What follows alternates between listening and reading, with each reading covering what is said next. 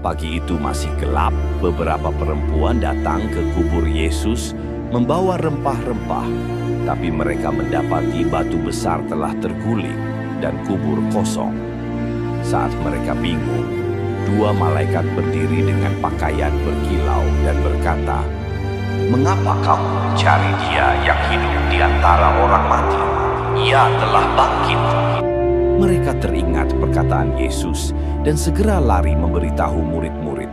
Tapi para murid menganggapnya omong kosong, tidak mempercayai mereka. Petrus dan Yohanes segera lari ke kubur, masuk dan melihat kain kafan terlipat rapi, tapi tubuh Yesus tidak ada. Maria Magdalena tinggal di sana, menangis di dekat kubur. Yesus berdiri di dekatnya, tapi ia tidak mengenalinya. Yesus berkata, "Maria," dan ia langsung mengenali suara itu, lalu berseru, "Rabuni." Tapi Yesus berkata, "Jangan sentuh aku."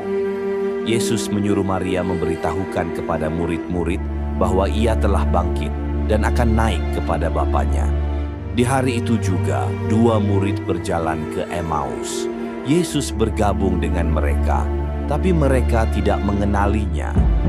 Yesus menjelaskan kitab suci kepada mereka, tapi mata mereka masih tertutup hingga ia memecahkan roti di penginapan, dan mereka langsung mengenalinya. Yesus lenyap dari pandangan mereka, dan mereka segera kembali ke Yerusalem, memberitakan bahwa Yesus sungguh telah bangkit. Sementara murid-murid berkumpul di ruangan tertutup, Yesus tiba-tiba hadir di tengah mereka dan berkata, "Damai sejahtera bagi kamu." Ia menunjukkan tangan dan sisinya. Mereka bersukacita melihat Tuhan, tapi Thomas tidak ada di sana waktu itu. Saat mendengar cerita itu, Thomas berkata, "Kecuali aku melihat dan mencucukkannya sendiri, aku tidak akan percaya."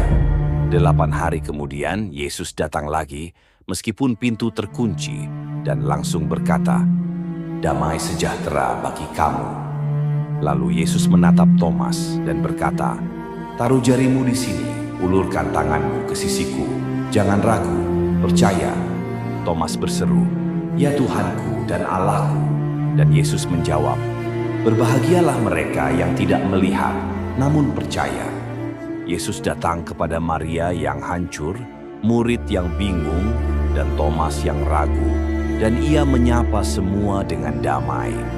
Kebangkitannya bukan hanya peristiwa masa lalu, tapi undangan untuk percaya hari ini. Dia hidup, dan karena Dia hidup, kita pun punya harapan yang kekal